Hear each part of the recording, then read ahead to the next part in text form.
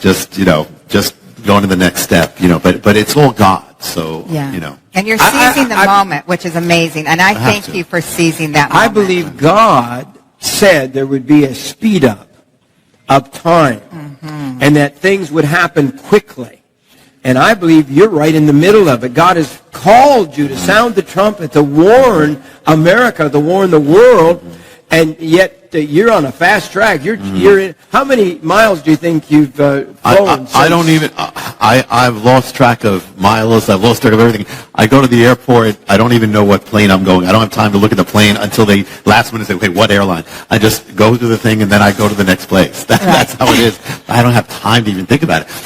But things are speeding up. I mean, things are speeding up in America. I mean, what's happening? Things are speeding up in the world. It is. We are at critical moments. So I don't believe I have a choice. I remember once when I left here, Morningside, and I went to they have a little airport where everybody waves as you go. Yes, little Branson Airport. I love that airport. You feel guilty leaving because they wave. They're sweet. Yes. I said, Lord, I'm given a heavy thing here. It's one of the first times I was here, and I just opened the Bible, and it's Son of Man, if you don't blow that trumpet, you're accountable. So we have to. We have to. Boy, that's critical. God has called Rabbi to sound that alarm. Yes. To warn the world, the harbinger. 9/11. I knew after 9/11. I knew 9/11 wasn't, as you do, wasn't some ordinary event. We knew that something was being said to America. And God began to unveil it to you almost from the first moment, wasn't it? When I was praying, I was led immediately to that section of Isaiah that speaks of that first strike of warning on the land. And I knew that. I got that. And right after that, David Wilkerson then shared in New York City, said, this is the word from the Lord, and he shares the same chapter and Isaiah 9:10, which would become the whole decoder of the harbingers, without realizing, he didn't realize, the things hadn't happened yet. Then it was after that when I was in New York City at Ground Zero, and the Lord just transfixed my attention to this object and said, you have to seek this out. There is something you have to find here. And when I did, that began the harbinger. It just exploded, this mystery that blew me away first. And then it just kept getting bigger and bigger and bigger. That's how it began. And now we keep seeing new chapters of the harbinger. This is not of me. It has a life of its own, to where I look at it and I get blown away. And when people tell me, and I don't believe it, they're telling me, but this is here. But things that are in the book have come true. Even there's a date in the book where the thing came true on the date afterwards. There's a foreshadow that the president fulfilled afterwards, inscribing those words on the tower, and then finding out that we were actually, the whole harbinger went forth on the very land of the man who owned Ground Zero in ancient time. He had two lands. The other was the land of our building. Your church. Our church, Beth Israel Jerusalem Center, is on his homeland, is on the place where he lived. The keeper of Ground Zero, who dedicated it all to the Lord. And the sign America is the name of the man. The sign of the coming on our street. Ryerson is the name of the keeper of Ground Zero. And then if you go to Ground Zero, you find the other name. They go together. Of that farm that was Ground Zero. I mean, it's the only land in the planet, the two lands that are linked together. It's Ground Zero and where the harbinger went forth. So the harbingers appeared in one of the lands, and the message came forth from the other. We had no idea. I mean, God is, and this is when the harbinger started, and we almost lost our build. We actually did lose our first building. It was like warfare, and the Lord brought us to this land. We had no idea until He revealed it. But He's in every detail. We only find out after. Yeah. You were in dismay, brother, because you were losing your church building. Your church left the building with nothing. As soon as I started sharing the harbinger, all hell came against the ministry. Yeah. It was like the enemy wanted to stop that message before it became what it became. And so what happened is that the town and the landlord decided they're going to destroy our building. So it came down to the last service. We had no place to go. We had the whole service. We celebrated. We're going out with joy. We led forth, and we went out to nothing. We had nothing. And we locked up the building, The next day, the Lord gave us a new building. The next day, after we lost the first building. So literally, and where he brought us turned out to be this sacred land that was part of the mystery to begin with. The land, the 9/11, the land, the man who owned 9/11, the very land that they moved to across the river. That replaced Ground Zero. It was the redemption of Ground Zero. And it was, and actually the harbinger, the beginning of the revelation, it came while I was standing on Ground Zero. It finished on his first land. It finished on his second land when it went forth. And then, but on top of it, the place where we left was destroyed, ruins. They destroyed the building, and they put up a Walmart. And Walmart has a book department. And one of the few books they have is the Harbinger. So the Harbinger is going forth. And they don't carry that many books. Only the bestsellers. And so the Harbinger was going forth, where the enemy tried to stop, is now going forth as a book in Walmart on the very ground where it's first preached. It's going forth to America. I love it. God always has the last word. He always And I don't even want to get to it yet, but I have, this is the new book. There it is. This is the new Harbinger. This is the new book.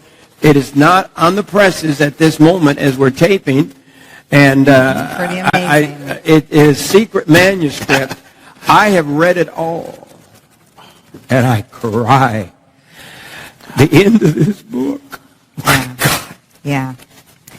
The end really gets. I'll probably never tell you the end of the book because I don't believe in telling the ends of books. But I want to tell you, and this is the first mock-up. The rabbi has never seen it before until a few minutes ago, until he came on the stage. Literally a few minutes ago. They brought this out. This is not even a real book. This is what we call a dummy. It's like me. But but the cover is the cover is this the real is the deal. real cover. Yes. The real cover, because it hasn't even gone on the presses. It's just being pressed. It's just getting ready, isn't it? Yeah. This began, like many of things here. What? This book began with you. And now I'm sharing this. Here's how it happened. You and Jerry, who works with the products, said to Charisma, the publisher, said, when's the next thing coming from Rabbi John? When's the next book and when's the next thing coming? And I've been led, the sequel to the Harbinger is yet to come. The Lord has led me that I have to wait until the time. It's linked to things happening. But I wasn't going to do anything, And so then Charisma, they said, well, Morningside is saying we really need to have another thing. They're blaming me? Yeah. And so they said, well, you know what, we'd like to do like a book because the Shemitah is coming, the year of the Shemitah is coming, and people want to know all about this thing. So let's do at least a booklet. So we want to do it, but your name, and, I said, all right, well then I'll have to help you write it, so I'll write, I said, so I'll write it, don't put my name on it, I'll write a thing. And so, so that's how it began. But then as I started getting ready for it, all of these other revelations started flooding, which I didn't expect, flooding. And so it ended up not a booklet, it ended up 300 pages, and we reduced it a bit from that. But it was filled, it got so big, the mystery of the Shemitah, it begins with the Harbinger, it's one of the mysteries of the Harbinger, but it is so big that it's not only, determined the crash of Wall Street, the rise and fall, what is coming, but the very world, the rise and fall of nations, everything timed to this mystery from the Bible, exactly down, what has been, what is, and what is coming. And so this just blew me away, and this happened during the busiest time of my life. So I wrote this mostly on planes, on trains, and hotel rooms. That's pretty much, by a miracle. And then, so it became, and I wasn't still going to put my name in. I said, you can have someone, you can do it from an editor or whatever. But the last moment they said, these are your names. So this book became it started here, became what nobody planned it to be. Nobody expected this, including me. This was a surprise thing. And it just had a life of its own. There is so much, but truly, and we're the first time we're really talking about this because it didn't technically exist. But the mystery is just so big. It has determined things down to the seconds. Down, to the days, the dates, the seconds. And it is coming. Another one is coming now. And it's getting more intense. And so I believe that the Lord wanted this out, as soon as possible. This is the guide to what the Shemitah year, where in a few months, really, we're entering a period of time, and you don't set dates. You make it very clear. I'm having a hard time not getting into this book because you see this where I marked it? You want to read this because you better know you are so bold in this book. I believe the Lord wants this out because of what is coming. And in this fast, he's accelerated. We talk about speeding up. This book is going to the press faster than almost any book I've ever heard. It makes no sense because not only did no one plan this book, really, but I got things in the mail about this book before I finished it. You know, I got a flyer, hey, this book's coming out, and it's not even finished. You said, oh, yeah. It was just last Wednesday that the last changes were made, and it went to the print. So, and now it's going out. But I believe it was the Lord's plan. I actually talked to Hubie, who's the man at the airport, before I said, no, Hubie, should I be doing? He said, yes, this is the Lord. This is preparing for what is. Because I wasn't going to do anything, you know. So, this just came. You just had Mark Biltz with you at at the Jerusalem Center. I never know what to call it: church, tabernacle, or temple, place, synagogue. Building, we call them all those things. Meeting house, assembling place. And God gave him just a revelation of the blood moons, and he's been on our program many times. And we see that timing. We see the blood moons don't just happen. They happen on date. And it's amazing how many happen on holy days. And so God has a set time. And I think everyone here today needs to understand, and I believe with all of my heart, I know God changes his mind at least once. In Jonah's case, he was going to destroy Nineveh, but Nineveh repented. And it's interesting, in the Hebrew, when it says Nineveh shall be 40 days, Nineveh shall be destroyed but also means overturned. So you can take it as destruction or shall be overturned. Well, they were overturned. They went from sin to a total revival. So even in that, God is accurate and true. Even the warning, you say destruction or hope. You know? That's the only hope for America. Yeah, absolutely. I believe, I've said this before, I've said this here, and I'm not talking about the timing, though they could be in a specific way, but a great shaking is coming, and it is for the purpose. It's because without shaking, this nation will not turn back, and the only hope is shaking. Shaking. We're going to talk in the next few days. We're so glad to have you back for a week or so. We are. New developments of the Harbinger. We're going to share that this week. We're going to share, God willing, we're booked to go with you to Israel. Yes. I can't believe Lori's never been to Israel. No, my friend. And we'll bring our cameras there. We'll originate program there. Yep. It may be the coming of the Lord or something. I said, I don't know. And if all hell breaks loose while we're there, I said, no better place for the Lord to take us than straight from the Holy Land. I'm ready to go if that's what happens. I just have to ask you about Israel. Everybody's talking about the Psalms 83 war. We know which is coming. We don't know when. But could you give us an update, Rabbi? Yeah, well, you go to Israel occasionally. I do, and I'll be there before the tour too. I have to go back and forth, but I'll kind of a spiritual part of this, or the underside of it. First of all, I mean, just to keep always our perspective. No matter who it is, no matter what their name is, no matter what the organization is, it's beyond them. This is the enemy. The enemy has tried to destroy the Jewish people for 4,000 years, last 2,000, try to wipe them out in the 20th century. The names keep changing. Hamas, Saddam Hussein, Joseph Stalin, Hitler. It's not based on them. This is a fallen angelic being who is dealing with that enemy that Israel is dealing with, and that is trying to wipe them out because he knows what's coming. So he's trying to wipe them out. But interesting, we just talked before about that one-year Bible, and then the thing that was appointed for 9/11, which was the Harbinger scripture. But also in every one-year Bible, appointed is another verse, which is Psalm 55, which speaks about destruction. This was appointed for 9/11, and everyone speaks about destruction in the city. And the word that they use for destruction or violence in the city is a word that's an amazing word because it means something in Hebrew and it means something in Arabic. And that word, which means violence or destruction, is the word in the Bible is the word Hamas. Oh. It's the word in the Bible is the word Hamas. In Arabic, it means fanaticism and zeal. In Hebrew, it means destruction and violence. And actually, I'll tell you, it also means, listen to what Hamas means in the Bible. It means damage, cruelty, oppression, unrighteousness, wrongdoing, falsehood, and to act violently. And let me just listen to this, and this is just, by the way, I didn't plan this except that I was told that, you were talking about this, so upstairs last night I just looked in the Bible, so let me just share what's here. In the Bible, what it says about Hamas. Listen, the word Hamas, okay? Psalm 25, consider my enemies, for they are many, and they hate me with a Hamas hatred. Psalm 74:20, think about the tunnels with Hamas. Think about this. Yes. The dark places of the earth are full of the dwelling places of Hamas. Oh, my. Okay, 2 Samuel 22, you saved me from Hamas. Psalm 11, but the wicked and he who loves Hamas, the Lord's soul hates. Isaiah 53, Messiah. Listen to this, but it says he had done no Hamas. He's the opposite of Hamas.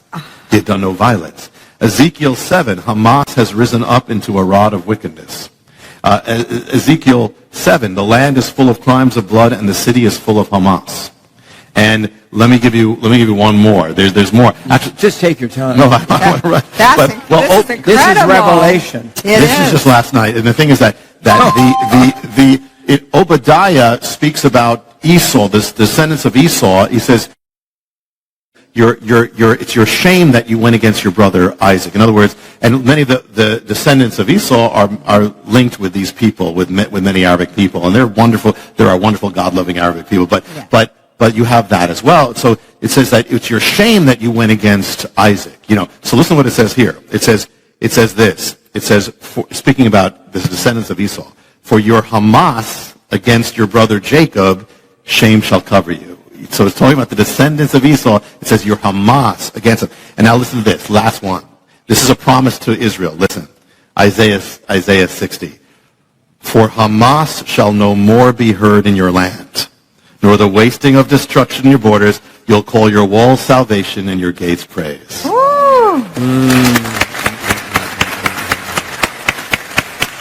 That is powerful. There is Bible. It's just right here in the Word. It's been there all these years. They're thousands of years old. The Word, I quake and shake under the Spirit of what's going on. We are there. We're in the final days. Church, if you're not studying the Word, if you're just going to happy church and you're not studying the Word of God, and you're just hearing preaching about how to get more money, the money's going to be gone. All the people that are prophesying today that I trust are saying there's going to be a crash in America like we've never. Just share a couple of them. Yeah, here's one headline. This is from Money News. The headline reads this: Billionaire warns Yellen collapse will be unlike any other. It says another horrific stock market crash is coming, and the next bust will be unlike any other we have seen. That's the message from Jeremy Grantham, co-founder and chief investment strategist of GMO, a Boston-based firm of $117 billion. What do they mean, Yellen collapse? Well, Yellen is actually the Federal Reserve chairwoman, I guess you could say, and of the Federal Reserve.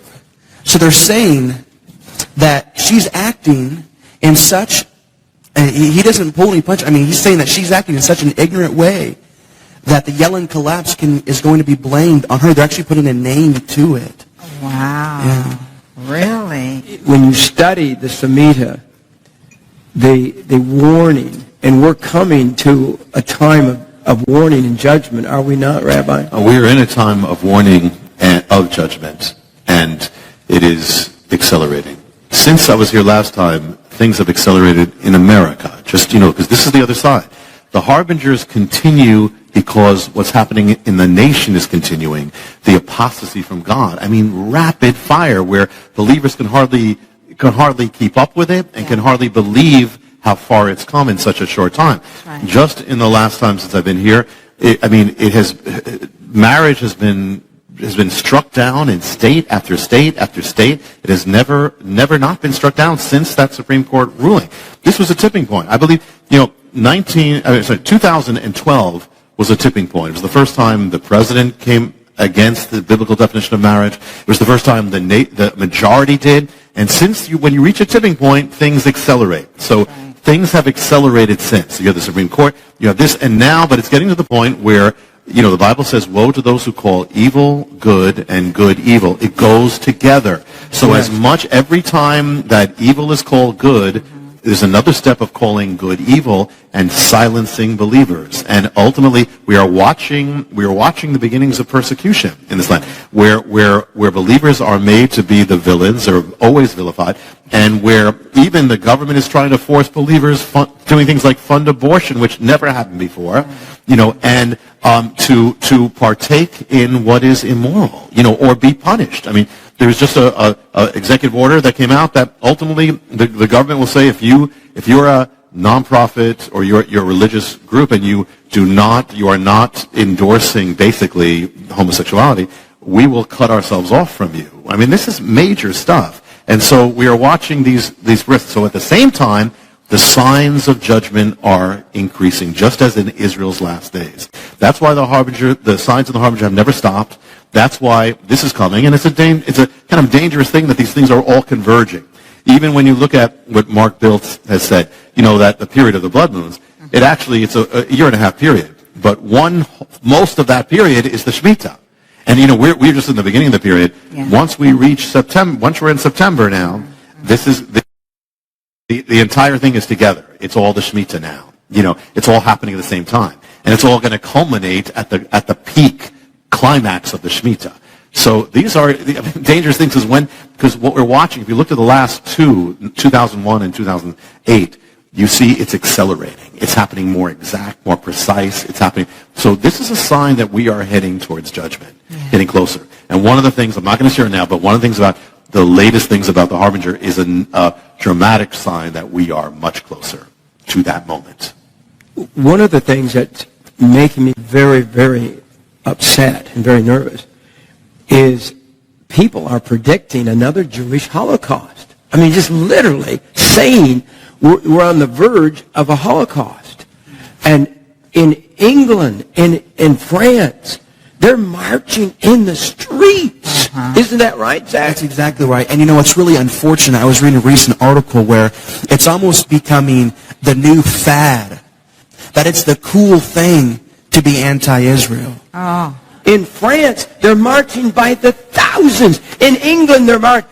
But guess who's marching? Do you know who's marching? Who's in those marches? There are Muslim activists in there. That's right. Yeah. Yeah. They're not just the run-of-the-mill people of France, the run-of-the-mill people. These are anti-Jewish people. I mean, this pretty much sums it up right here. This article is from the Washington Post, and it says, more clarity in Gaza. Here's the difference between us, explains the Israeli Prime Minister. We're using missile defense to protect our civilians, and they're using their civilians to protect their missiles. And the man, we're so misguided even in our country. The man who is supposed to represent America, the man who's supposed to represent our values, is rewriting history. There is an article right here in front of me, and this is Obama, that says this: Muslims built the very fabric of our nation. Our president is trying to rewrite history. He's trying to guide it. Like Rabbi said, Isaiah 5:20, whenever they're calling good evil and evil good, this wasn't just simply an end-time prophetic scripture verse. What Isaiah was saying was that the worst possible thing that can happen to a society, the thing that is just at the bottom of the barrel, it gets no worse, is whenever a society starts calling the good things of God evil and the evil things good. Yeah. Mm-hmm. We were talking about the Psalms 83 war. John Shorey, he believes that when the other nations join in to fight Israel, that has to be one of the signs of the Psalms 83 war. And the headline here, it says that Iran general, here's what he is saying. He's saying, we will hunt down Israelis house to house. And they can say that without any condemnation from the world.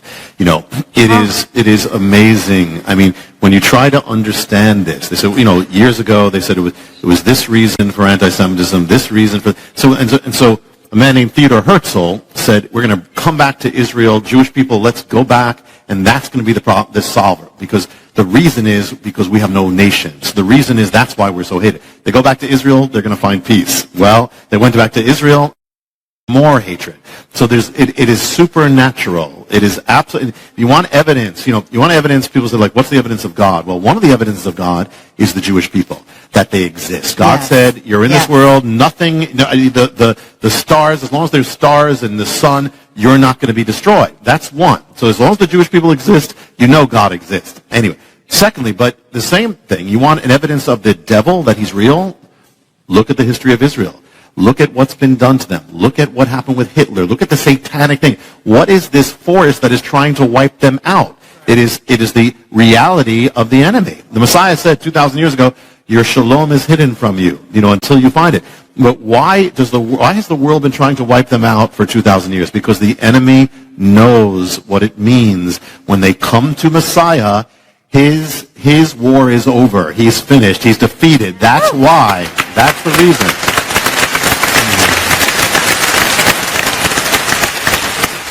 It's amazing. There's warfare over Israel and Jerusalem. You go in the natural, Jerusalem, you got great cities. Jerusalem is a bunch of rocks, basically. It's in the natural, doesn't have anything that any major city has. It has nothing. And yet it's the most fought over city in the history of the world. The world has been trying to get, why? Because God says, this is my city, this is where I put my name, and this is where I'm coming back. That is why. And so the enemy has tried to destroy that city again. And also, what really bothers the enemy is having Jewish people there. That's why the world says, you can't, it's the only place where it's a crime for Jewish people to settle in their own land. The world says this is a crime. You build a house, this is a crime. Why? Because the enemy doesn't want them there, because the Lord said they need to, when they come there, that's the beginning of when I'm coming. I'm not coming again until they're there. The devil, we'll put a name on him, is trying to destroy the very word of God. Yes. The Jew has to be Jesus, the fulfillment. He can't come back if the Jews haven't returned to Israel. Yes. So just the fact that they returned 70 years ago, roughly, and built a city there is the foundational stone of prophecy of the coming of the Lord. And now all of that is, I believe we're in that last generation. It's all happening. You can feel it, can't you? You know the King is coming. Yeah. You know the Word. Yeah. You wouldn't be in this room if you didn't know that. But most of the church is not even looking at what God's doing. They're looking at how to get more money in their pocket, which is the love of money is the root of all evil. How could we be moving into another gospel when Jesus is about to return? It's happening. I believe we'd only have a short, as John Shorey puts it, a window of the Lord's return. I really believe we are in the day. I don't see how it could be much longer because of the times of the generation, because of all the fulfillment. The Jews have returned. The warfare that's going on. There's warfare. This is crazy. The warfare in the United States of America. We have turned our backs against God. We have mocked God. And God's not mocked. No. You have major things happening at once. You have America distancing itself from Israel in the last few years, number one. At the same time, America is rapidly turning against the ways of God. Rapidly. And you wonder, how far could it go? Yeah. And how far will the Lord allow it? Yeah. So as you said, he is not mocked, and he warns before, his heart is mercy. He warns before he judges. He calls for that reason. And even then, he's long-suffering. He holds back. But finally there comes a point where it can't be held back anymore. But he warns his people. And what I found is around the country, I found that most believers, if you ask them, they sense it already. they would tell you, yes, we believe something is coming. I mean, that's I've never had that before. Where it's been that palpable that there is something coming here. America is in danger of judgment. Never before. So we are. Yes, this is what we knew about in days when we learned about prophecy. It's coming. We talked about persecution, but didn't have. Now it's coming. We talked about about it's coming. So yes, and we have to be ready, which is one of the things that you guys do. The book, The Mystery of the Shemitah, will be out shortly. We'll announce it on the show. The first appearance will be here. We'll be here. And we have, it's The Mystery of the Shemitah. This is the mystery copy I have in my hand, kindergarten level. Would you explain that to us? Yeah, Shemitah speaks of that, the seventh year of the Bible that most people don't know. They know the Sabbath day, but it was a Sabbath year. Every seventh year, it was the Shemitah. The word can mean release. That's how people would know it. Remission or wiping away of debt. But the word also means the collapse, the fall, the shaking, or the overthrowing. So this thing is so filled, it has a whole prophetic realm, this Shemitah, that has not only affected the history of Israel, but has affected the history of America, will, and literally the nations, the world. This is not only America. This is the world. I mean, it has determined world wars, global cataclysms. I cannot tell you just how big this thing is, but it is gigantic. Gigantic. And so this is God's exact timepiece that is linked. It can be blessing or it turns to judgment. And that's what we're dealing with right now.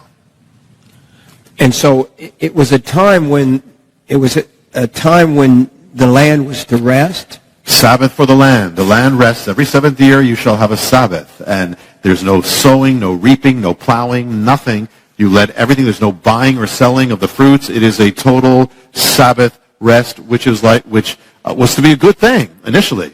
But it turns into something else. And the thing is that on the last day of the Shemitah, the very last day, is an amazing thing called Elul 29, that's the 29th day of the Hebrew month Elul, when all debts are wiped out, all credits wiped out, the financial accounts are wiped clean, which was a blessing, but when Israel turned away from God, this blessing turned into judgment, literally led to the wiping away of Jerusalem in the days of Jeremiah, was all linked to the mystery of the Shemitah.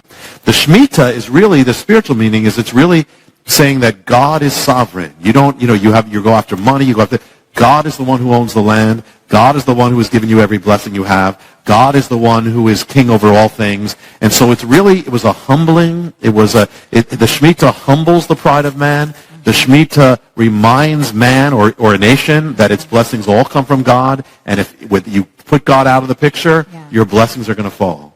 Oh, boy.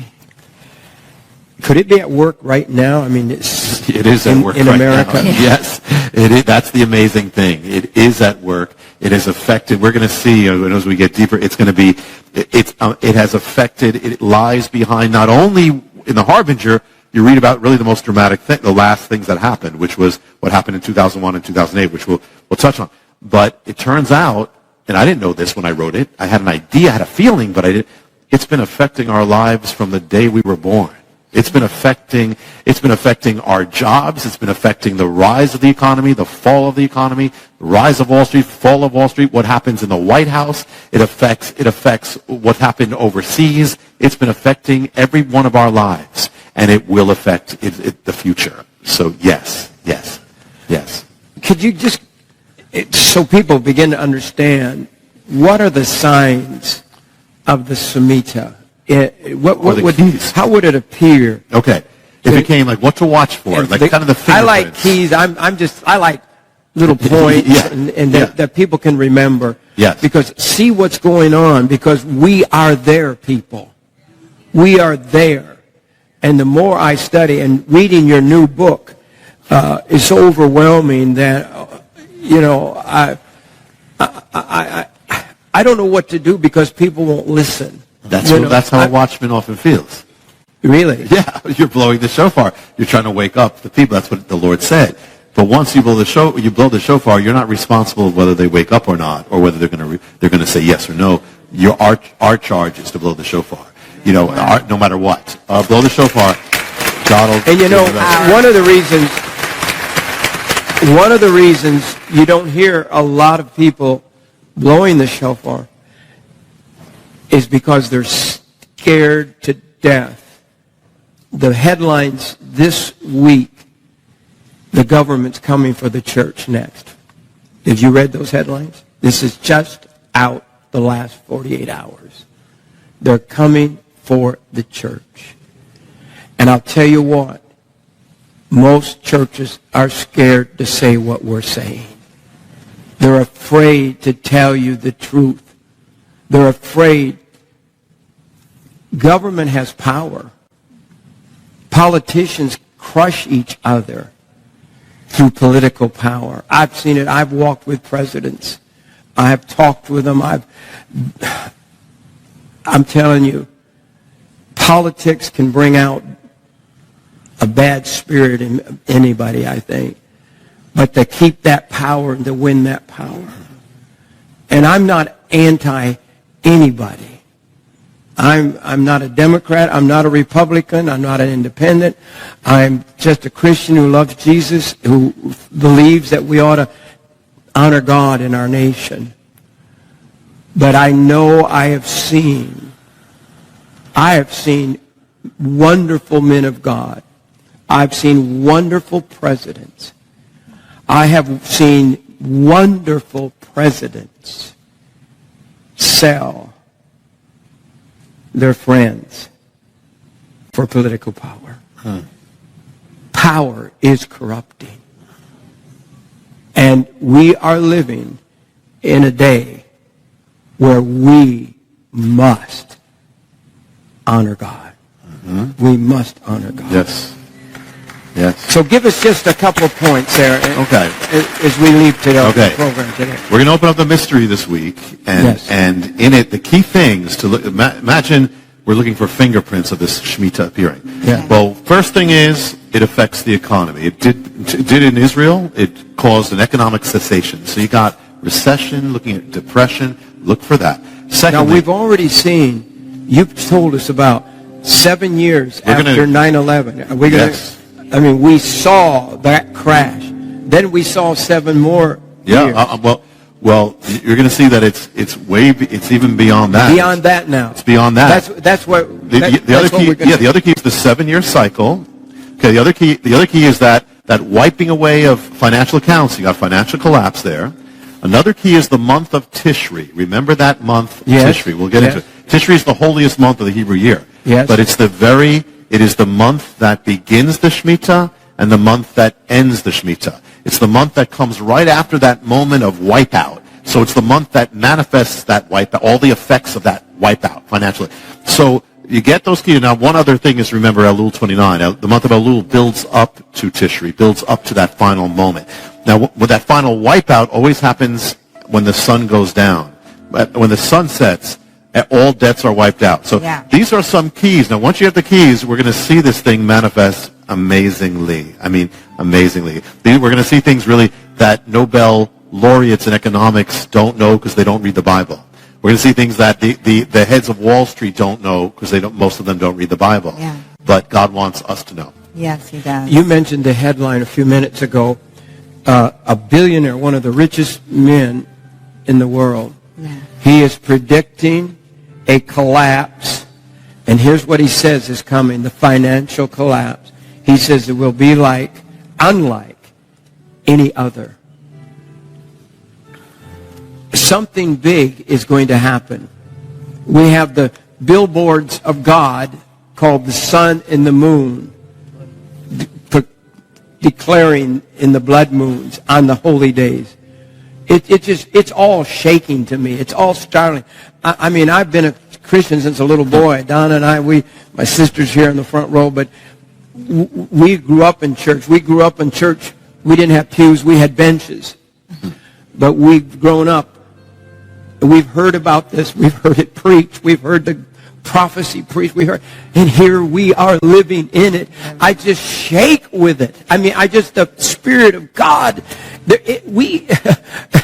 I was thinking about God last night, and it was like I had a dream of God or a vision or something of God, and that God was excited.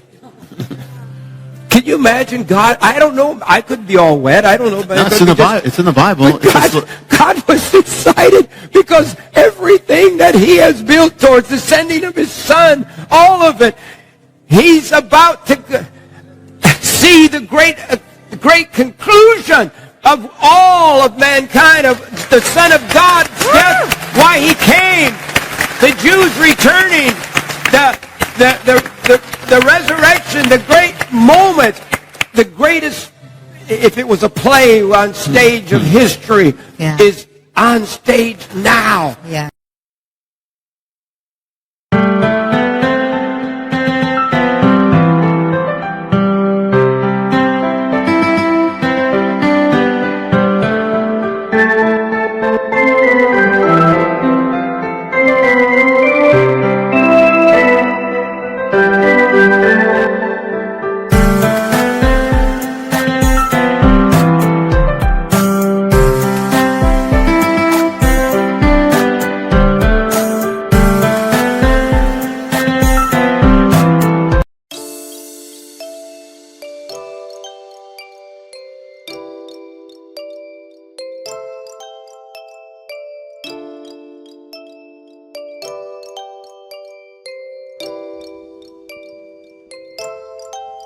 Sau cơn mưa đêm em đã làm gì giờ, khói thuốc lăn lành nhì giờ, anh chỉ muốn một đêm này không ngày ai ôm anh gì. Yeah yeah, em muốn lâu về mà sao mà em đã cần đi nhưng mà 30, anh không thể giữ em được bên mình. Bao nhiêu người xấu là người ghen tị, bao nhiêu người mấy em mà quên rồi, vẫn là con mãi nằm bên tôi, giờ chỉ còn mãi nằm mong trôi. Anh chẳng thể giữ được cho em nhiều điều, mấy con mơ điều em mới không muốn, yeah. Em mới không muốn, yeah. Em nhớ muốn bên anh như khi em muốn mơ bên anh. Em nói muốn say, yeah. Để là mơ mà em cần anh, yeah. Bao năm bên mơ, chỉ cần nói sai đến anh này. Em không muốn mơ, chỉ cần ai. Bao năm mà sau và em muốn đêm nay em đã trôi, đã biến qua cảm xúc như cơn mưa kia đang buồn tôi. Đã mệt mà đi mà đôi má em thật u sầu, mà đi mà đôi má em thật màu nâu. Và anh muốn ôm em thật chặt vào trong khu phố, anh ôm lấy một tay em không thể thắng dậy. Như cơn mưa anh không ngần lại, em đã đi xa đi mất, chỉ còn nay anh qua đêm cất, nỗi buồn như anh không ngờ như em, ta không bên nhau xa rồi, chỉ còn cơn mưa kia đang nhạt trôi và em xa rồi, chỉ còn anh đêm nơi cơn mây mờ thôi. Mắt anh đã mở đi mascara, môi hồng như Evergrande, bạn em như cậu AK, pháo hoa là ta ta ta ta. Anh bay lên trên trời cao, không ngăn đao trên một vì sao mọi thứ cùng anh, chỉ cần như anh mà